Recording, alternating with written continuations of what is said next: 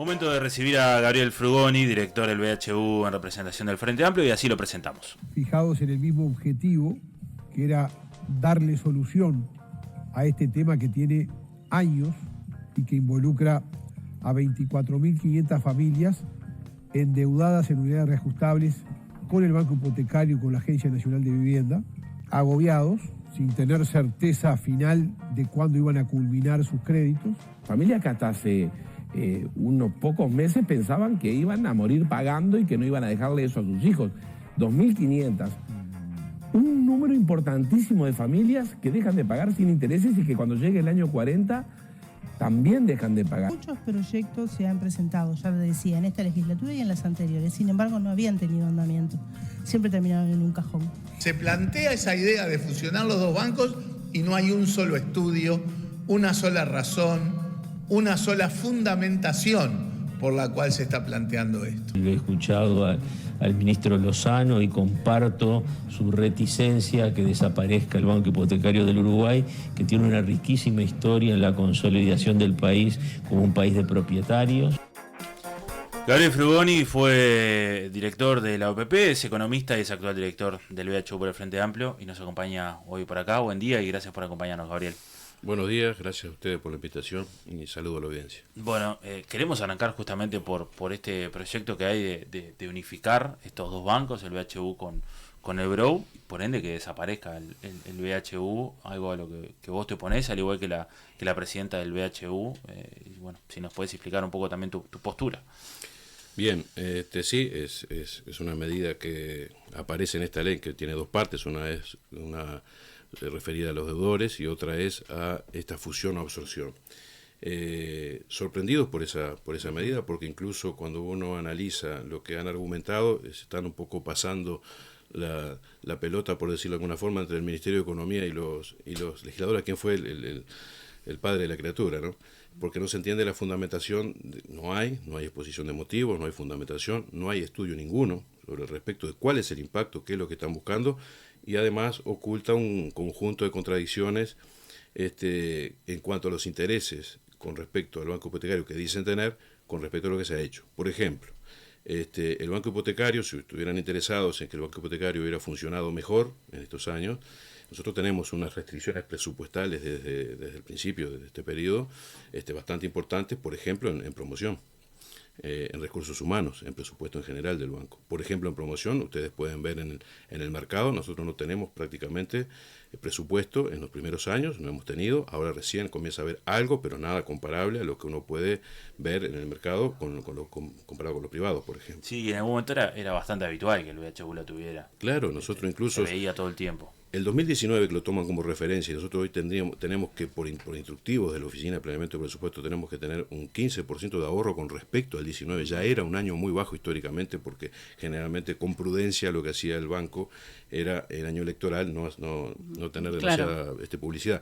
Nosotros tenemos esas restricciones. Entonces aparecen un conjunto de contradicciones que son mucho menos presupuesto, no tenemos esos presupuestos para competir con los privados, los recursos humanos muy menguados, nosotros tenemos en el orden del 20% menos de recursos humanos que al inicio del periodo, presupuestos en general cortos, pero además de eso le agregamos que hace 3 años que nosotros presentamos un artículo, si uno de los argumentos que se dan para el tema de esta fusión, que en definitiva es hacer desaparecer al banco, no hay después un plan específico con estudios concretos y objetivos posibles al futuro de que esto lo cumpla, en otras cosas que hablaremos enseguida.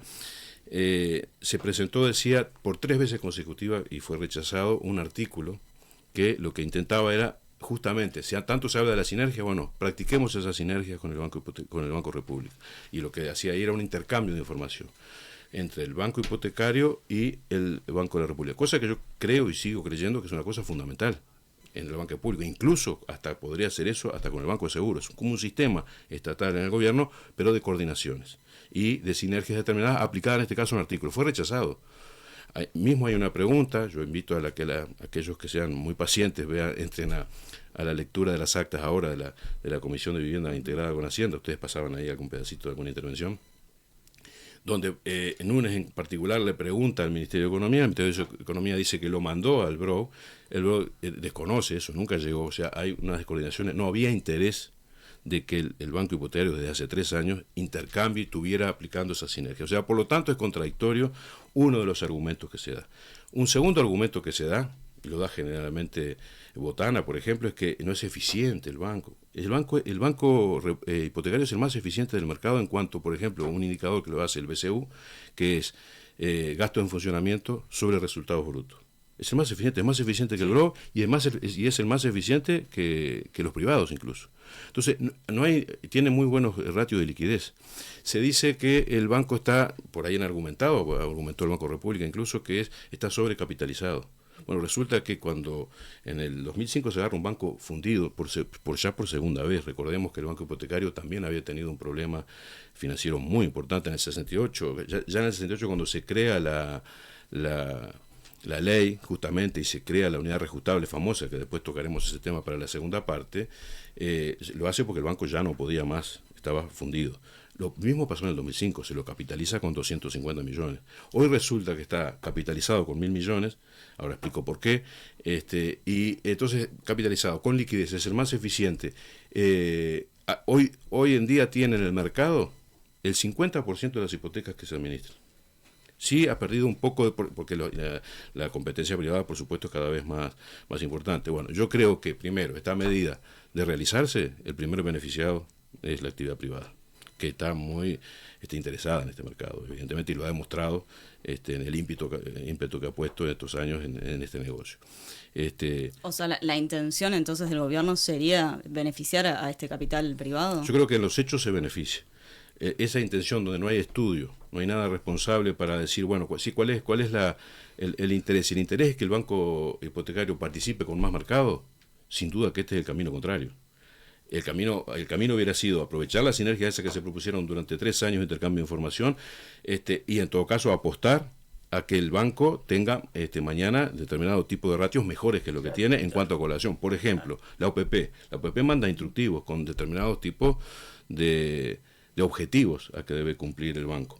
No hay ninguno que esté relacionado con una mayor cantidad, una participación del mercado mejor, no hay ninguno. O sea que yo no veo el interés que haya estado ese anterior. Hoy se usa como un argumento, pero para mí hoy es una excusa. ¿Y por qué iría a disminuir en caso de pasar a manos del BROU? O sea, ¿por qué esta certeza de que ganaría el sector privado? Por varias razones. Una, primeramente, porque cualquier fusión o absorción de esta es traumática. Lleva 2 o 3 años de desaparecer, de conocer el negocio, de fusionarse. Uno no puede abrir cerrar una ventanilla en Uruguay y abrirla al otro día con las mismas condiciones. Primero, por un tema temporal. De ahí a que se recomponga, eso lleva 2 o 3 años. Pero además de eso, tenemos un problema que no sabemos cuál va a ser la política concreta que va a desarrollar el propio BROU después. Perdón. Por ejemplo, los activos del banco hipotecario hoy serían el 10% del BROU. Sí. Yo no sé el directorio. O sea que el BROU se va a ver beneficiado con todo esto también. El BROU se beneficiaría en alguna medida por el capital que le entra.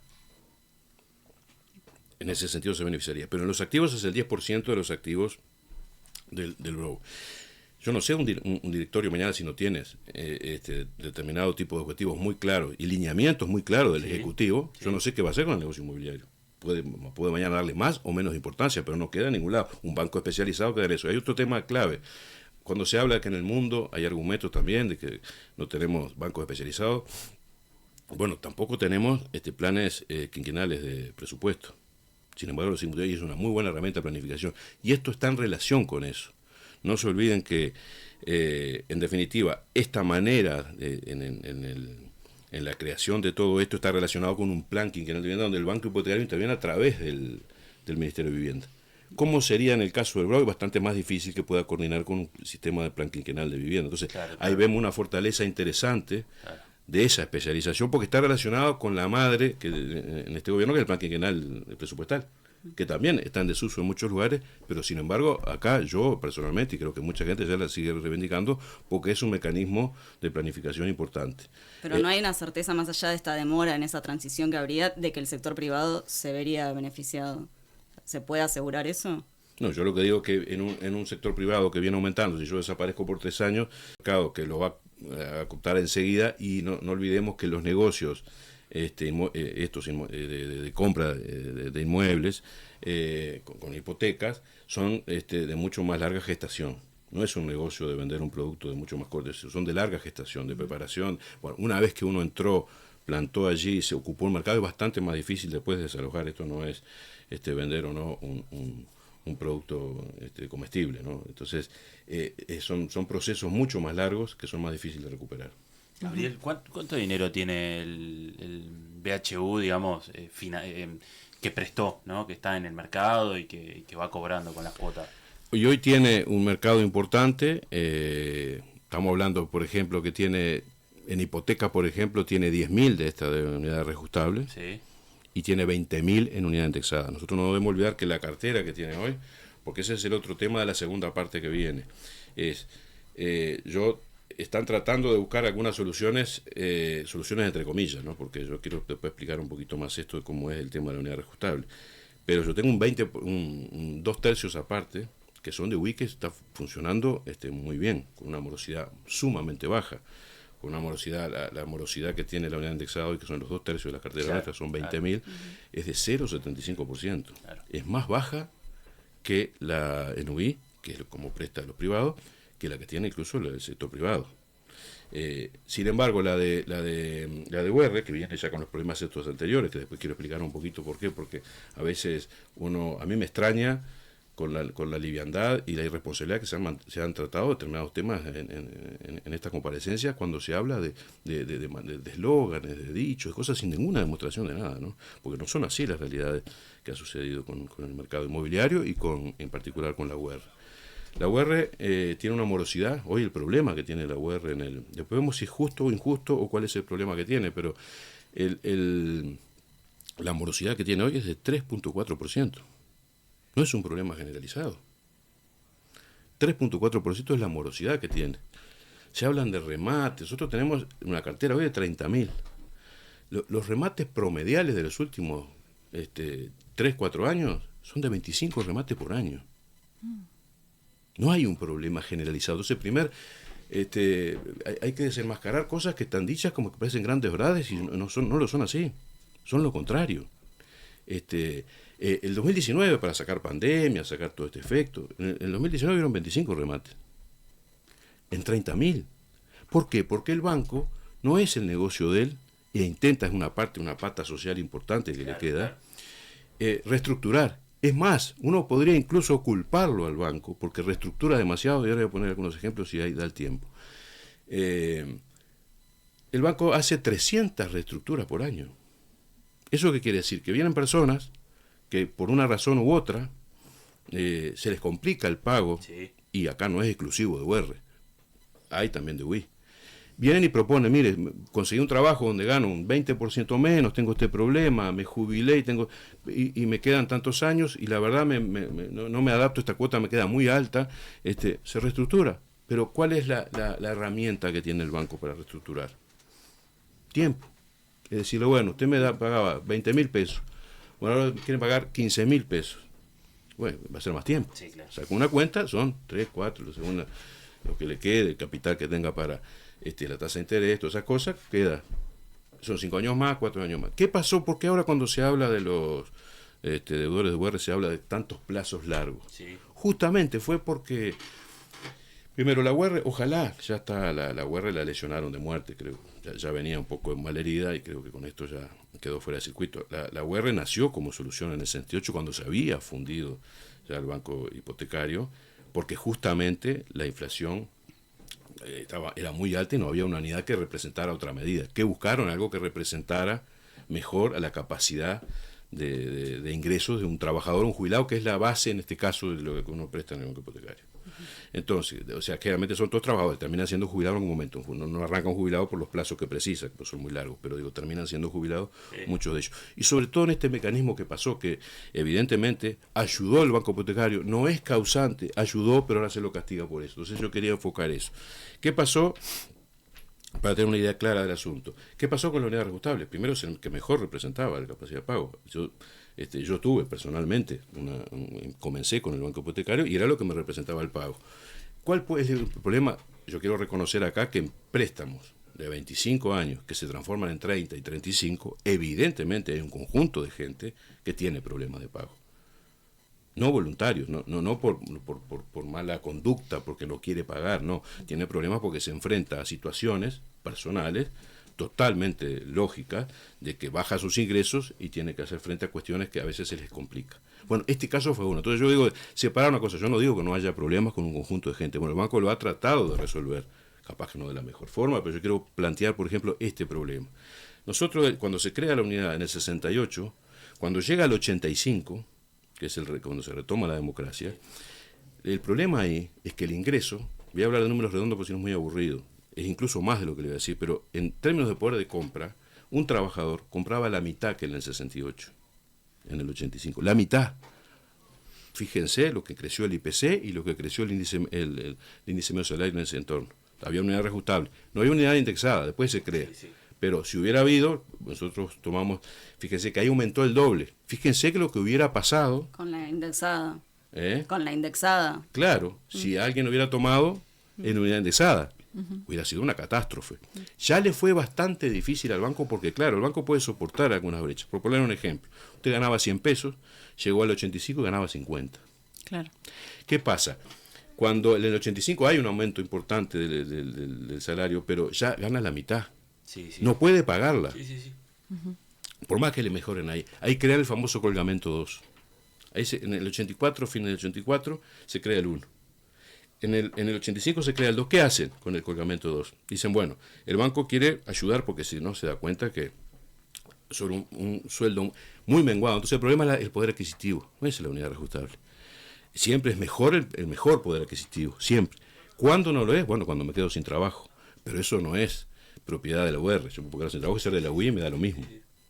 ¿Se entiende? Ahora, Gabriel, perdón, si hoy por hoy entonces la unidad reajustable no es el problema, ¿por qué se habla de la creación de este fideicomiso? Bueno, simplemente, ahora voy derecho a esa contestación, voy a terminar esta pequeña historia que estaba haciendo por lo siguiente, que se crea el colgamento 2 y el 40%, y esto va a ser parte de la respuesta, el 40% de la cuota, la manera que encuentra el banco hipotecario es, el 40% de la cuota, yo no te la voy a cobrar, te la voy a pasar para el fondo, que se le llamó colgamento, por ley. Te la paso para el fondo y me pagás el 60%. Era una forma de empezar a adecuar a tu capacidad de pago, quedó para el fondo, sin intereses. O sea, le era beneficioso, pero ¿qué pasaba? Lo que sí tiene es que uno entra en una situación donde uno va pagando una cuota, le parece que, pero claro, está quedando una parte importante para el fondo. ¿Qué pasa? Sea buen pagador o sea mal pagador, ahora no es lo mismo ser una cosa que otra, pero porque digo, uno encuentra a veces casos de 40, 45, 50 años. Llega al final y dice, bueno, muy bien, terminó de pagar el principal. La principal ese con esta salvedad que el 40 fue quedando en un colgamento. ¿Qué pasa con esto? Fíjense que pueden haber pasado 20 años. 15 años, 18 años, y se acumuló eso del 40% de la cuota. Él llega en ese momento y refinancia de vuelta. ¿Qué dice? ¿Cómo lo voy a pagar? ¿Todo junto no lo voy a pagar? Saltamos al doble de años, claro. Entonces, claro, él me dice, no, dámelo en cuota. Fenómeno, te lo doy en cuota. Y bueno, son 10 años más, 12 años más. Claro. Entonces uno suma eso al otro y dice, pero ¿cómo llegó? Bueno, son las respuestas que dio el banco, del cual no había sido causante, fue un problema económico de la capacidad de pago. Externo. Entonces, en concreto, ¿por qué este problema, entre comillas? Bueno, primero por los plazos. ¿Qué sucede cuando uno fue mal pagador? Yo tengo estudiado los casos, más o menos de un muestreo que uno hace, ¿no? Yo tengo pagadores que hoy se la da, por eso la solución general hoy no es buena. Tendría que contemplar determinadas otras variables para cruzar, para decir, bueno, voy a hacer una cosa que quizá no sería lo más adecuado, pero por lo menos mejorarla, que es la segunda parte de esta ley, decir, bueno, voy a focalizar mejor dónde está el problema. Porque yo tengo que saber en dónde tengo el problema, porque yo quiero poner otro ejemplo. A partir del 2008 acá, cuando se hizo la reestructura, se lo recapitalizó y se separó el banco, en el banco hipotecario, si uno mira los historiales, de los mismos que antes, voy a decir lo que voy a decir enseguida, tenían un comportamiento bueno o malo de pago, generalmente son todos buenos. Claro, ya no hubo un incentivo a no pago, porque también eso existió antes, un incentivo al no pago, al colectivizar demanda, era una manera de decir, antes se decía, bueno, no le pago al banco hipotecario, no pasa nada, no te van a sacar, antes. Después se hizo una cuestión... Lo innegable en este momento entonces es que hay un problema, o sea, ese es un diagnóstico común, hay un problema con estos deudores con las unidades reajustables. En general no, problema generalizado no hay. Bien, Por ejemplo, en ese sentido no valdría la pena esta solución generalizada. Generalizada no, sería un error. Y tampoco es un porcentaje grande de personas que están en esa situación. ¿Cómo yo voy a decir que tengo un problema generalizado cuando tengo un 3.4% de morosidad. Podría decir otra cosa, alguien me podría decir, bueno, no, pero es un tema de justicia. No, tampoco, porque yo si comparo, por ejemplo, depende de donde yo me pare. Por supuesto que en el gobierno, de los tres periodos de gobierno del Frente Amplio hubo un aumento, por suerte, importantísimo del poder adquisitivo, o sea, del índice medio salario por encima de la inflación, o sea, ingreso real. Eso sin duda impactó en la UR. Ahora, si tengo que tomar los periodos completos, por ejemplo, si yo tomo la mayor parte de estas carpetas, su etapa de endeudamiento fue del 82 al 2008. O sea, ya finalizó.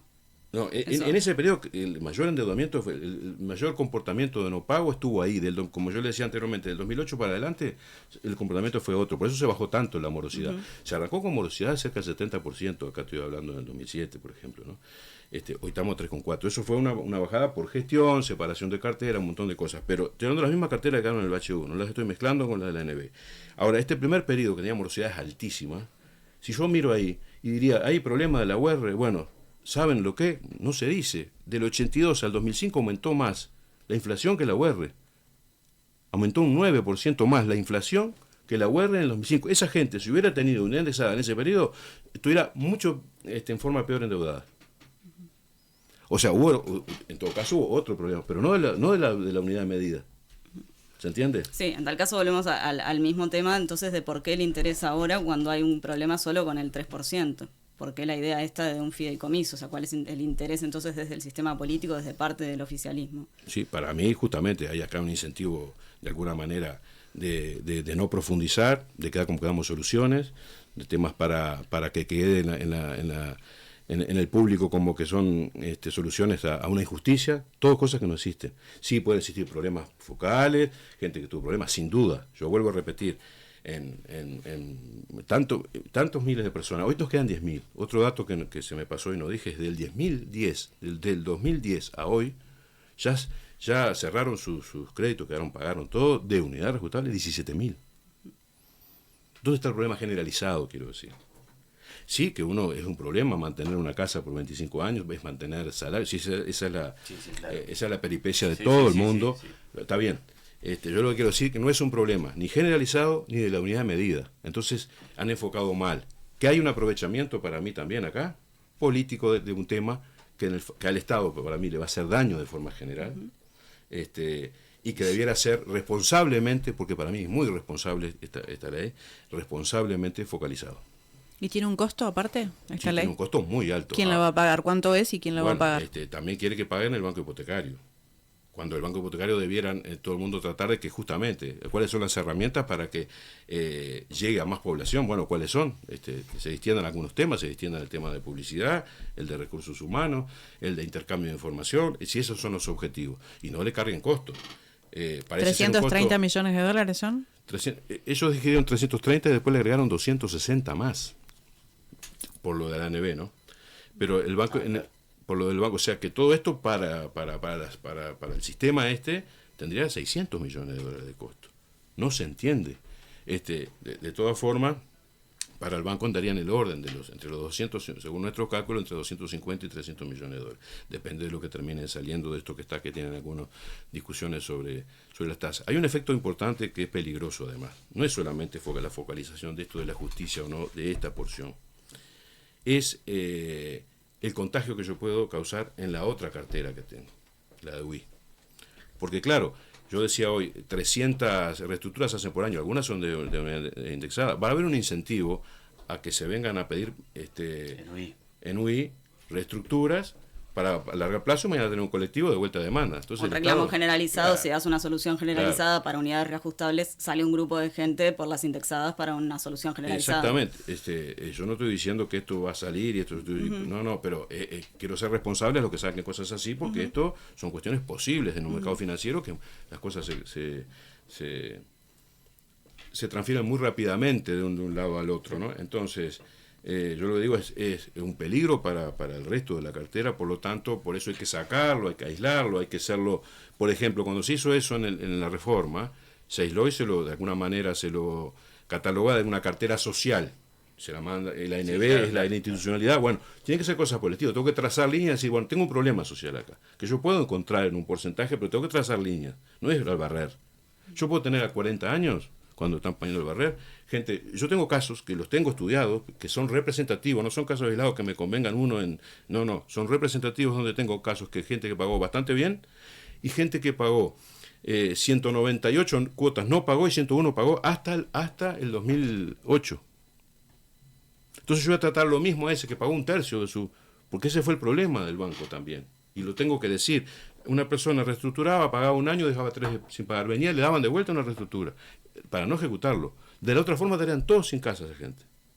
Esos mal pagadores, ¿no? Después hay un conjunto de buenos pagadores que la explicación que tiene la prolongación del tiempo es el crocamento 2, que repito, es el 40% de la cuota durante mucho tiempo que se acumuló desde el 85 para amortiguar una caída del poder adquisitivo. No fue un problema de la UR. Gabriel Frugoni, director del BHU por el Frente Amplio, muchas gracias por acompañarnos hoy. A la orden, gracias a ustedes por la invitación. Muchas gracias.